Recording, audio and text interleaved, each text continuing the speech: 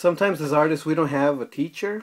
Sometimes as artists we don't have access to figure drawing classes or friends that draw or you name it. There's a lot. There's sometimes we're just kind of not we're not surrounded by an environment that allows us really quickly to find an easy way to learn our craft, right?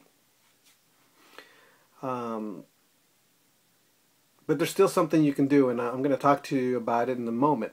Hi, my name is Luis Escobar. I'm a Simpsons artist on this storyboard artist on the Simpsons television show. I've been working on the show for 19 years, and I've become really kind of interested on this idea of meta learning, and it was I became aware of it by reading the book The 4-Hour Chef by Tim Ferriss.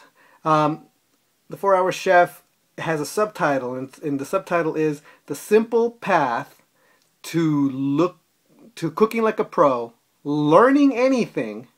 That's the important part, and living the good life. So, learning anything part. That there's a section in the book called meta learning where he breaks it down and teaches you how to teach yourself anything. And I found it really fascinating. Why is this important as an artist for us to learn this sort of thing? Now, and here's the thing: I don't have the physical book with me. I could I would show it to you. I have a Kindle version of it, so it's kind of difficult to like show you.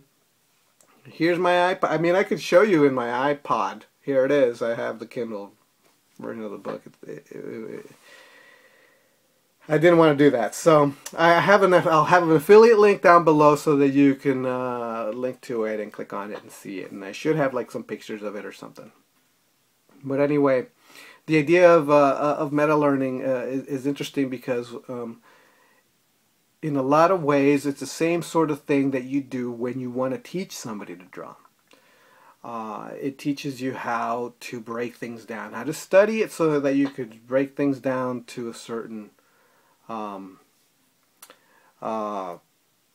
to its building blocks, and then find what you really need out of those building blocks and learn from them.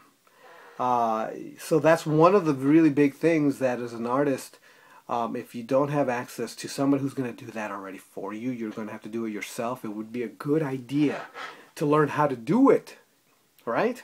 It's one of the reasons why teachers tend to learn more, at least art teachers tend to learn more about the subject that they're teaching than the students, because they have to break it down in such a way that they could actually show it, give it to their students, and then show it so that they can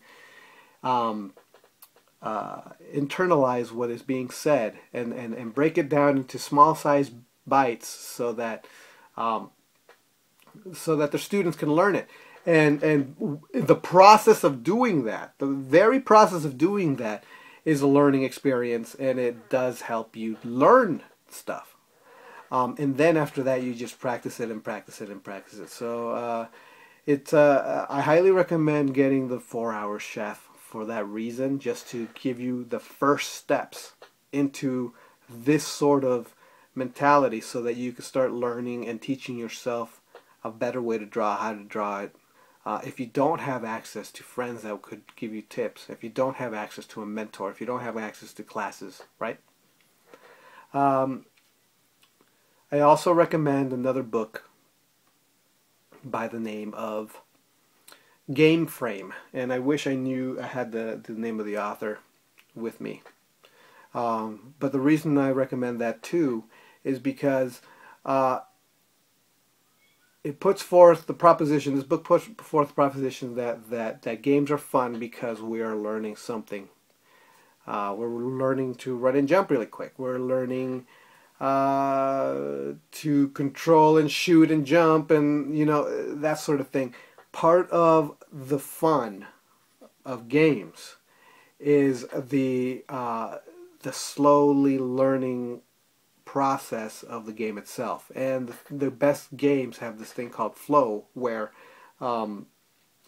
they're teaching you a skill that you don't know in such a way that it is challenging but not frustrating, right? If it's too frustrating, you're not having fun. If it's too easy, you're not having fun.